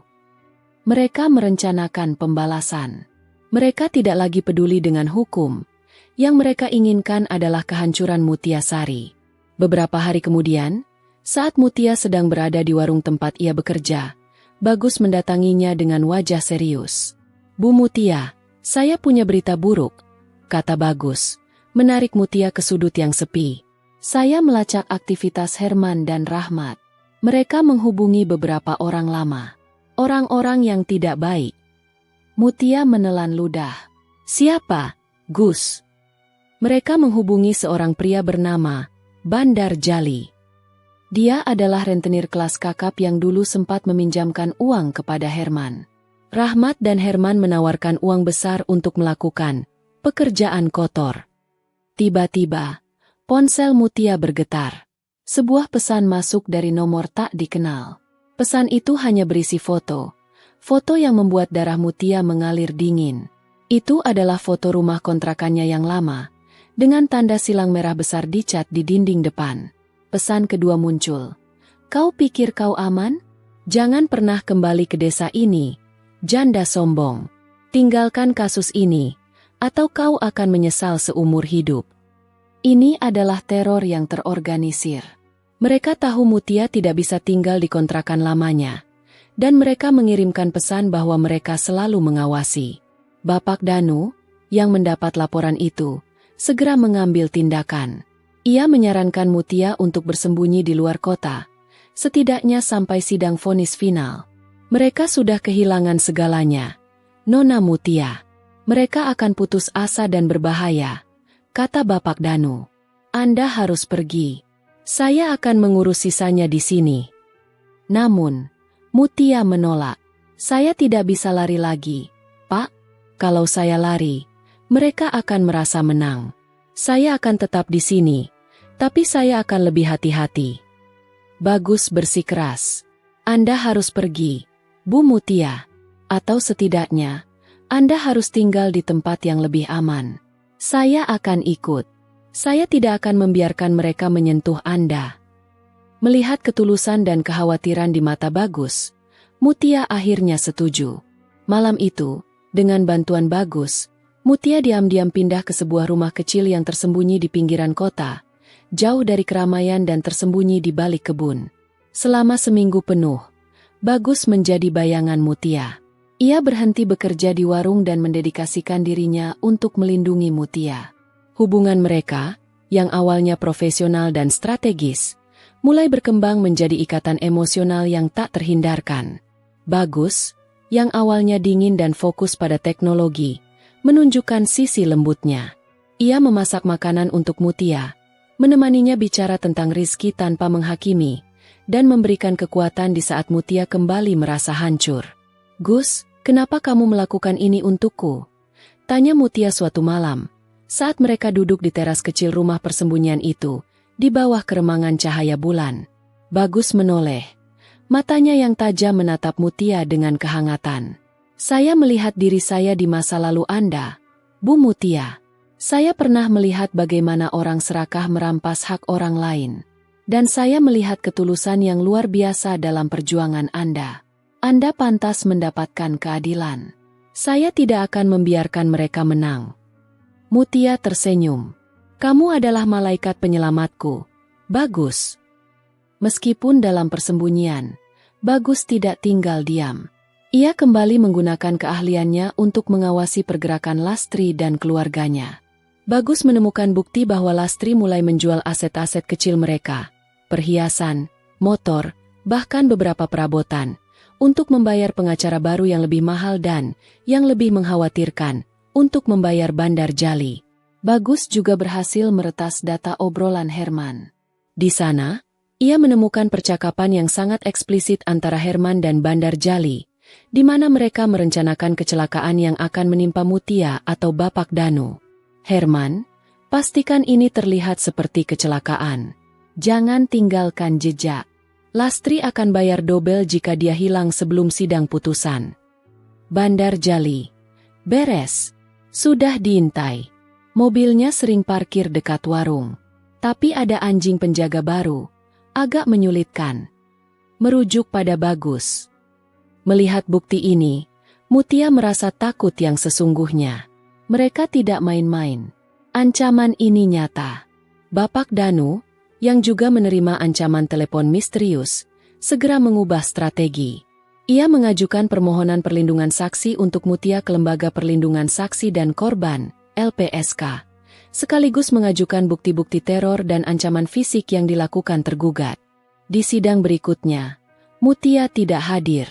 Bapak Danu membacakan kesaksian tertulis Mutia tentang ancaman yang ia alami, diperkuat dengan log chat Herman yang berhasil dilacak oleh Bagus. Wajah Lastri dan keluarganya kembali pucat. Mereka membantah keras tuduhan itu, tetapi ketakutan mereka sangat terlihat. Hakim kini melihat kasus ini bukan hanya sebagai sengketa waris, tetapi sebagai tindak pidana serius yang dilakukan oleh tergugat. Sidang menjadi semakin tegang. Setiap hari, Bagus dan Mutia hidup dalam kewaspadaan. Mutia tahu, dia semakin dekat dengan kemenangan. Tetapi jarak antara dia dan bahaya juga semakin tipis. Di rumah persembunyian itu, Mutia memeluk Bagus. Rasa terima kasihnya telah berubah menjadi sesuatu yang lebih dalam. Bagus adalah satu-satunya orang yang melindunginya tanpa motif uang, yang memperjuangkan kebenarannya, dan yang memberinya harapan setelah Rizky pergi. Gus, kalau semua ini berakhir, kalau aku menang. Mutia menggantungkan kalimatnya. Kalau Anda menang, Bu Mutia, Bagus memotong lembut. Anda akan mendapatkan keadilan, dan Anda akan bisa menjalani hidup baru di rumah impian Anda. Rumah impianku, tanpa Rizky, kini terasa hampa. Bisik Mutia, air mata menggenang. Tapi aku akan menjaganya. Gus, aku akan menjaganya untuk semua pengorbananku. Bagus tersenyum, senyum tulus yang jarang ia tunjukkan. Saya akan selalu ada di samping Anda, Bu Mutia, sampai keadilan benar-benar ditegakkan. Mereka berdua kini hanya tinggal menunggu sidang putusan final. Lastri dan keluarganya telah menghabiskan semua uang yang mereka ambil, dan kini mereka hanya tinggal menunggu kehancuran total. Mutia Sari, di ambang kemenangan, berdiri tegar di tengah badai, dilindungi oleh cinta dan kesetiaan tak terduga yang ia temukan di titik terendahnya. Hari putusan tiba. Ini adalah hari paling mendebarkan dalam hidup Mutia Sari. Ia memasuki ruang sidang dengan perlindungan ketat dari 2 petugas keamanan, yang disediakan oleh LPSK, Lembaga Perlindungan Saksi dan Korban, setelah ancaman pembunuhan yang terungkap. Bagus duduk di belakang Mutia, memberikan tatapan dukungan yang tak terucapkan. Di sisi lain, keluarga Lastri terlihat berbeda. Lastri, Rahmat, dan Herman tampak lesu. Mata mereka cekung karena kurang tidur.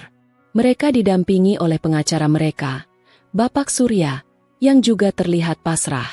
Mereka tahu, Dengan dibatalkannya wasiat dan terungkapnya bukti penggelapan dana dan ancaman teror, peluang mereka untuk menang sudah nol besar. Hakim ketua memasuki ruangan, dan semua yang hadir berdiri. Ketukan palu memecah keheningan yang tegang, menandakan dimulainya pembacaan vonis. Hakim ketua mulai membacakan ringkasan kasus, menyoroti perjuangan Mutiasari sebagai istri yang sah dan penyumbang dana utama, serta tindakan tipu daya yang dilakukan tergugat. Majelis hakim telah mempertimbangkan secara saksama semua bukti yang diajukan. Kami mencatat bukti transfer dana yang valid dari penggugat, Saudari Mutiasari, yang membuktikan kontribusi dominan dalam pembelian tanah dan pembangunan rumah sengketa. Setiap kata yang diucapkan hakim terasa seperti palu yang menghantam dada keluarga Lastri. Hakim melanjutkan, nadanya tegas, mengenai surat wasiat yang diajukan tergugat, dengan adanya kesaksian dari Bapak Hasan selaku RT dan bukti forensik digital yang menunjukkan keraguan pada tanda tangan almarhum, serta bukti adanya upaya penggelapan dana sesaat setelah kematian almarhum, majelis hakim memutuskan bahwa surat wasiat tersebut cacat hukum dan tidak sah. Lastri mulai menangis pelan, tetapi Rahmat memegang lengannya, mencoba menahan emosi istrinya. Oleh karena itu, majelis hakim dengan ini memutuskan, pertama, mengabulkan seluruh gugatan penggugat. Kedua, menyatakan bahwa rumah dan tanah yang terletak di alamat sengketa adalah harta bersama, Gonogini, antara almarhum Rizky dan Saudari Mutiasari. Ketiga, majelis hakim menetapkan pembagian harta bersama, di mana Mutiasari berhak atas 90% bagian dari nilai properti tersebut, sesuai dengan proporsi dana yang ia setorkan. Sisa 10% adalah bagian dari almarhum yang akan diwariskan kepada ahli waris yang sah. Keputusan itu adalah pukulan telak. Mutiasari memejamkan mata. Air mata mengalir deras. Puluhan miliar rupiah, hasil jerih payahnya, telah kembali menjadi miliknya. Ia tidak perlu menjual rumah itu. Ia bisa menjaganya sebagai simbol pengorbanan dan cinta sejatinya. Namun, kehancuran keluarga Lastri belum berakhir. Hakim ketua beralih ke kasus pidana, menyangkut ancaman dan penggelapan. Majelis hakim juga mencatat adanya tindak pidana yang menyertai kasus perdata ini, termasuk upaya penggelapan dana dari rekening almarhum dan tindakan teror serta pengancaman terhadap penggugat dan pengacara. Bukti logchat yang menunjukkan rencana kekerasan dan penarikan dana ilegal menjadi perhatian serius. Oleh karena itu, majelis hakim memerintahkan agar berkas kasus Saudari Lastri, Saudara Rahmat, dan Saudara Herman dilimpahkan kembali kepada kepolisian dan kejaksaan untuk diproses sesuai dengan hukum yang berlaku terkait penggelapan dan ancaman kekerasan. Mendengar kata pidana dan kepolisian, Lastri menjerit histeris. Ia ambruk di kursi, tubuhnya bergetar tak terkontrol. Herman dan Rahmat yang tadi mencoba menahan diri, kini menundukkan kepala dalam kekalahan total. Wajah mereka pucat pasi. Uang yang mereka ambil sudah habis, dan kini mereka harus menghadapi penjara. Tidak, tidak bisa. Jangan ambil semuanya dari kami, teriak Lastri. Suaranya pecah. Hakim ketua menggebrak palu keras, mengakhiri sidang. Mutiasari tidak melompat kegirangan. Ia tidak menyeringai puas. Yang ia rasakan hanyalah kelelahan emosional yang mendalam dan kesedihan yang tak tertahankan. Kemenangan ini terasa hambar, karena ia mendapatkannya dengan kehilangan suaminya dan kehancuran seluruh keluarganya. Ia menoleh ke belakang, ke arah Lastri dan Rahmat, yang kini dikelilingi oleh petugas keamanan pengadilan. Lastri menatapnya dengan pandangan kosong, bukan lagi kebencian, melainkan penyesalan dan keputusasaan. Mutia berjalan keluar dari ruang sidang, disusul oleh Bagus dan Bapak Danu. Kita menang, Nona Mutia. Keadilan sudah ditegakkan, ujar Bapak Danu, wajahnya berseri-seri. Mutia hanya mengangguk, lalu berbalik memeluk Bagus erat-erat. Ia menangis di pelukan Bagus, melepaskan semua tekanan dan rasa sakit yang ia tahan selama berbulan-bulan. Ini semua berkat kamu, Gus. Terima kasih, bisik Mutia. Anda yang pantas mendapatkan ini, Bu Mutia. Anda adalah pejuang yang sesungguhnya, jawab Bagus, membalas pelukannya dengan lembut, memberikan Mutia kekuatan yang ia butuhkan. Beberapa hari setelah putusan, Mutia ditemani Bagus kembali ke desa untuk mengambil alih rumahnya. Rumah megah itu kini sunyi. Garis polisi telah dicopot, dan keluarga Lastri sudah pergi, ditahan untuk pemeriksaan pidana lebih lanjut. Mutia melangkah masuk ke rumah yang kini sah miliknya. Lantainya bersih, tetapi udaranya terasa dingin dan hampa. Ia berjalan ke kamar utama, kamar yang seharusnya ia tempati bersama Rizky. Ia duduk di tepi ranjang. Ia memeluk bantal suaminya. Air matanya menetes. Monolog batin Mutia. Aku menang, Mas. Aku berhasil. Aku mengembalikan kehormatan kita. Tapi kenapa rasanya sakit sekali? Rumah ini sudah tidak lagi terasa seperti rumah impian. Ia terasa seperti monumen kesedihan, simbol pengorbanan, dan akhir dari sebuah kisah cinta. Ia menyadari, perjuangannya selama ini, meskipun didorong oleh amarah dan dendam, pada akhirnya berhasil menegakkan keadilan. Ia telah membersihkan namanya dari tuduhan mata duitan dan membuktikan bahwa pengorbanannya adalah wujud cinta sejati, bukan keserakahan. Mutia memandang keluar jendela, melihat taman yang subur. Ia memutuskan, ia akan mengubah rumah ini. Bukan menjadi monumen kesedihan, melainkan menjadi pusat kekuatan baru. Aku tidak akan membiarkan uang ini diambil lagi, dan aku tidak akan membiarkan ada wanita lain yang mengalami nasib sepertiku. Tekadnya. Bagus berdiri di ambang pintu, mengawasinya. Mutia menoleh dan tersenyum tulus. Gus, aku akan menjual sebagian kecil tanah di belakang rumah. Aku akan mendirikan yayasan. Yayasan untuk membantu para TKW yang diperlakukan tidak adil, yang hak-haknya dirampas, yang pulang ke rumah dan menemukan pengkhianatan. Ujar Mutia, matanya bersinar dengan visi baru. Aku akan menggunakan puluhan miliar ini untuk membuat kebaikan, untuk membersihkan semua air mata dan darah yang telah tumpah. Kemenangan Mutia bukanlah tentang memiliki rumah, melainkan tentang menemukan kekuatan untuk mengubah penderitaannya menjadi tujuan yang lebih mulia. Bagus berjalan mendekat, meraih tangan Mutia. Saya akan membantu Anda, Bu Mutia. Kita akan membangunnya bersama. Di rumah megah yang dibangun dari puluhan miliar rupiah hasil pengorbanan, Mutia Sari menutup babak pahit dalam hidupnya.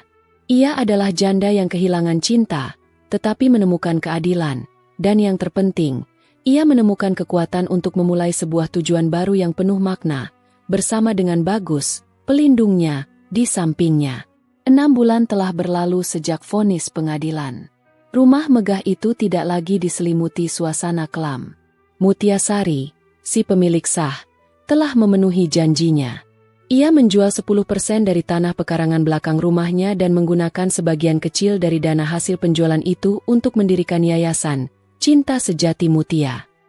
Yayasan itu berfokus pada pemberian bantuan hukum gratis, konsultasi psikologis, dan dukungan finansial awal bagi para TKW yang pulang dengan nasib buruk, dirampas haknya, atau dikhianati oleh keluarga. Mutia mendedikasikan dirinya sepenuhnya. Ia mengubah salah satu kamar besar di rumahnya menjadi kantor yayasan. Ia sering bertemu dengan wanita-wanita yang senasib dengannya, mendengarkan kisah pilu mereka, dan memberikan kekuatan.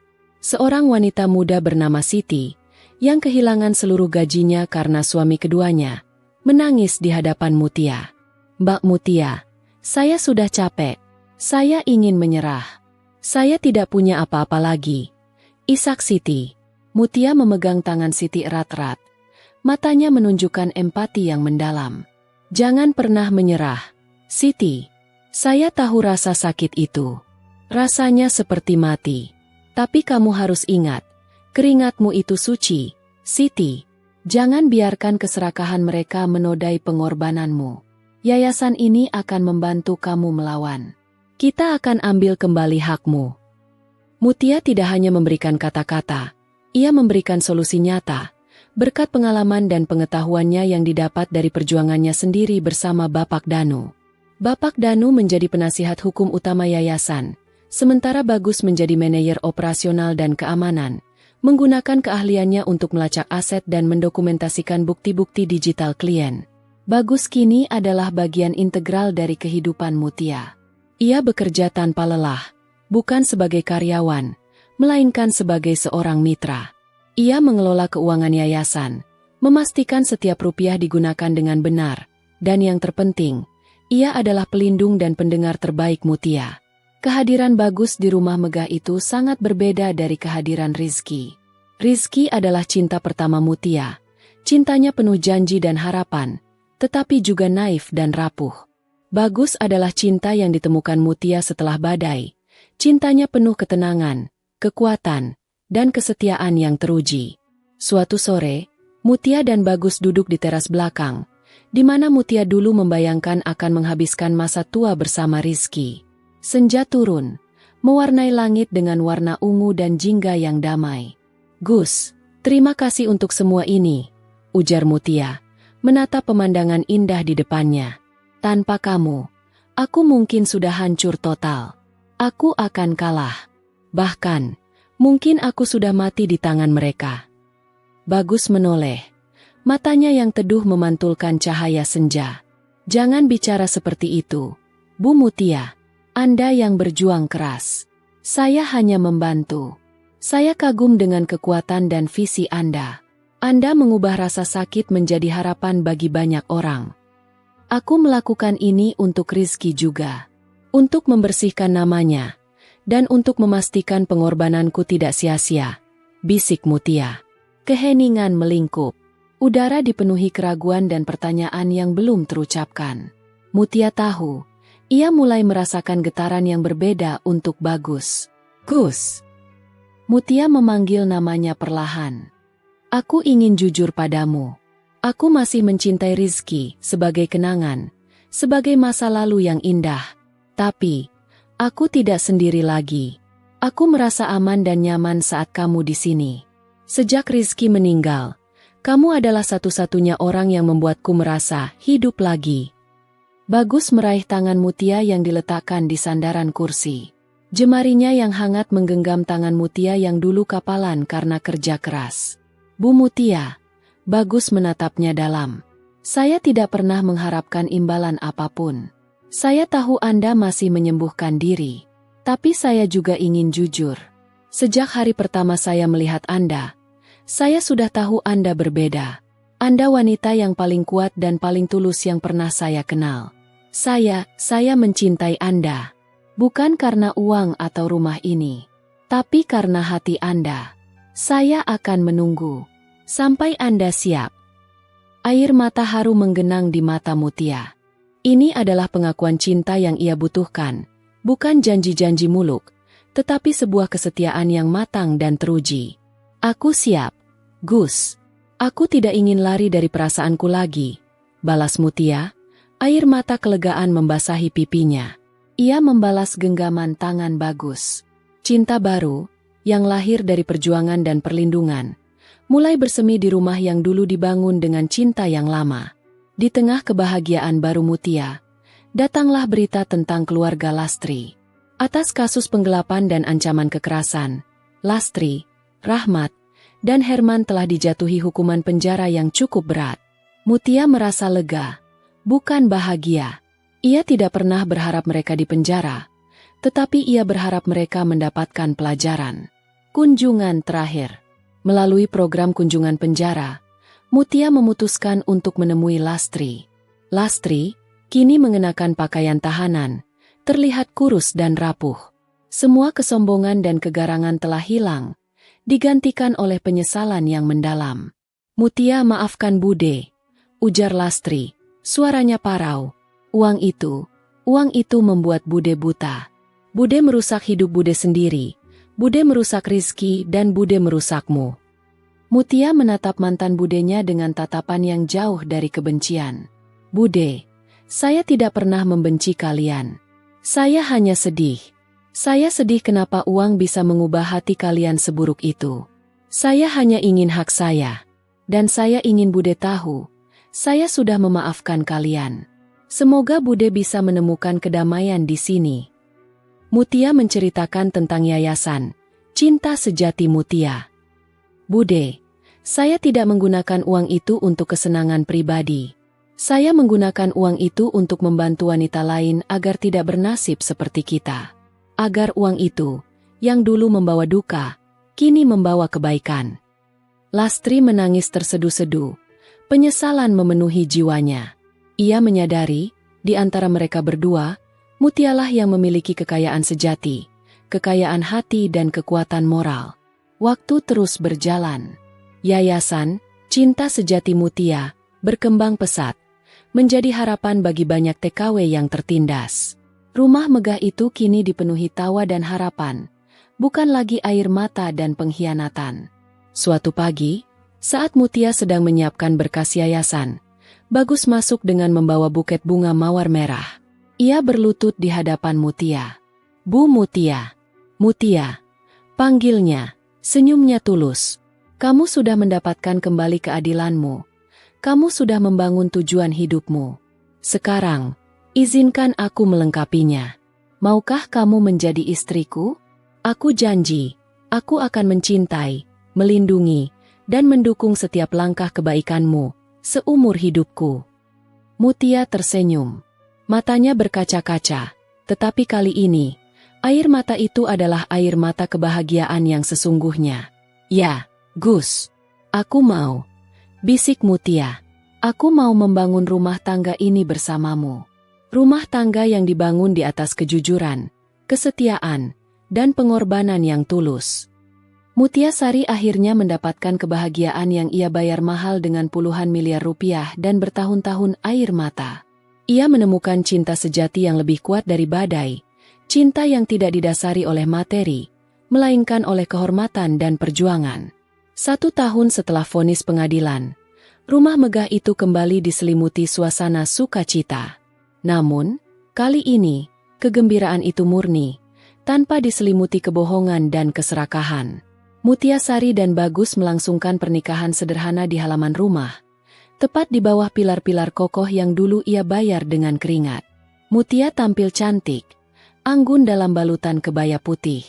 Ia bukan lagi gadis desa yang naif atau TKW yang terluka.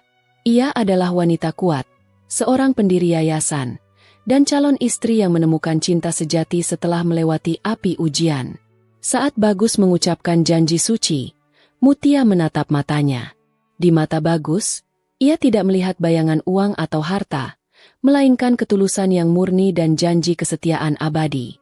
Inilah rumah tangga yang sebenarnya, dibangun di atas integritas dan pengorbanan yang saling menguatkan. Bapak Danu, sang pengacara yang berjasa besar, hadir sebagai saksi, dan teman-teman Mutia dari yayasan, para mantan TKW yang kini berdaya, turut hadir, menyaksikan kebahagiaan sejati Mutia. Kehidupan Mutia dan Bagus adalah sinergi sempurna. Mutia mengurus yayasan, berfokus pada sisi emosional dan hukum para klien. Bagus mengelola aset dan keamanan Mutia serta yayasan, memastikan dana puluhan miliar itu tetap aman dan digunakan untuk tujuan yang mulia. Mereka sering menghabiskan malam di teras belakang rumah, tempat Mutia pernah berdialog dengan Bagus tentang perasaannya. "Mas Bagus," panggil Mutia lembut. Ia kini memanggilnya Mas dengan rasa hormat. "Rumah ini, dulu aku anggap kutukan, Gus. Simbol dari duka dan perampasan. Tapi sekarang, ia terasa seperti berkat. Berkat yang membuat kita bertemu." Bagus menggenggam tangan Mutia. "Harta memang bisa menjadi kutukan atau berkat. Sayang, tergantung bagaimana kita menggunakannya. Keluarga almarhum Rizky menjadikan harta itu kutukan karena keserakahan. Tapi kamu menjadikannya berkat, karena kamu mengubahnya menjadi harapan bagi banyak orang." Mereka berdua tahu, kenangan tentang Rizky akan selalu ada. Mutia mendirikan sebuah sudut kecil di taman, menanam bunga favorit Rizky, sebagai penghormatan atas cinta pertama dan pengorbanannya. Ia memaafkan Rizky atas kelemahan dan kenaifannya, dan ia berterima kasih atas cinta itu, yang secara tidak langsung, telah membawanya pada kehidupan yang lebih bermakna. Kisah Mutia Sari menjadi legenda di desa dan di kalangan komunitas TKW. Ia adalah bukti bahwa ketulusan dan kebenaran selalu akan menang, meskipun harus melewati jalan yang berdarah dan penuh air mata. Puncak kisah dan nilai moral yang kuat. Pada suatu konferensi nasional yang dihadiri oleh Mutia sebagai pembicara, ia menyampaikan pidato yang sangat menggetarkan hati. "Saudara-saudari sekalian, Saya berdiri di sini bukan sebagai janda kaya yang beruntung. Saya berdiri sebagai seorang pejuang yang kehilangan segalanya. Cinta, suami, dan hampir seluruh harga dirinya, demi sebuah rumah impian. Saya menghabiskan waktu bertahun-tahun di negeri orang, mengumpulkan puluhan miliar rupiah hasil jerih payah. Uang itu, yang seharusnya menjadi jaminan kebahagiaan, justru menjadi alat bagi keluarga terdekat untuk mengkhianati dan merampok saya. Saya diusir dari rumah yang saya bangun sendiri. Saya dituduh serakah, padahal saya yang dikhianati. Namun, di titik terendah itu, saya menemukan sebuah kebenaran universal. Harta benda hanya bernilai jika ia digunakan untuk tujuan yang benar. Keluarga saya jatuh karena mereka menjadikan uang sebagai tuhannya. Mereka menjual martabat, kehormatan, dan hubungan keluarga demi kertas. Mereka akhirnya kehilangan segalanya, termasuk kebebasan mereka, karena keserakahan. Saya menang di pengadilan. Saya mendapatkan harta itu kembali. Tetapi kemenangan terbesar saya bukanlah pengembalian puluhan miliar rupiah. Kemenangan terbesar saya adalah ketika saya memutuskan untuk mengubah uang itu, yang dulu berbau air mata dan darah, menjadi yayasan ini. Menjadi harapan bagi setiap wanita yang berjuang. Menjadi bukti bahwa pengorbanan kami, para pekerja keras, itu suci. Jangan biarkan keserakahan orang lain menentukan nilai diri Anda. Jangan biarkan duka membuat Anda berhenti. Ubah luka menjadi kekuatan, dan ubah harta menjadi kebaikan. Itulah warisan cinta sejati yang sesungguhnya. Semua hadirin memberikan standing ovation. Mutia Sari telah menyelesaikan perjalanannya dari seorang TKW yang naif dan terluka, menjadi seorang ikon keadilan, dan seorang istri yang berbahagia. Mutia dan Bagus melanjutkan hidup mereka dengan penuh harmoni. Mereka tidak hanya mengelola yayasan dan kekayaan mereka, tetapi juga menjadi orang tua yang bahagia. Di rumah megah itu, di bawah pilar-pilar kokoh, lahirlah tawa dan tangisan bayi yang murni. Rumah yang dibangun dengan pengorbanan cinta pertama, kini dipenuhi oleh kehangatan cinta sejati yang baru dan abadi. Setiap pagi, saat Mutia menatap rumahnya, ia melihat bukan lagi kenangan pahit, melainkan monumen kekuatan, keadilan, dan harapan. Ia telah membuktikan bahwa wanita yang berhati lembut dan pekerja keras, meskipun dihadapkan pada pengkhianatan terkejam, akan selalu menemukan jalan menuju kebahagiaan sejati. Terima kasih sebesar-besarnya saya sampaikan kepada Anda, para penonton setia, yang telah menyimak kisah penuh emosi ini hingga akhir. Jika Anda tersentuh oleh perjalanan Mutia Sari, mohon dukung saya dengan like video ini dan subscribe ke channel Narasi dari Hati. Sampai jumpa lagi di kisah-kisah menarik dan menggetarkan hati lainnya, hanya di Narasi dari Hati.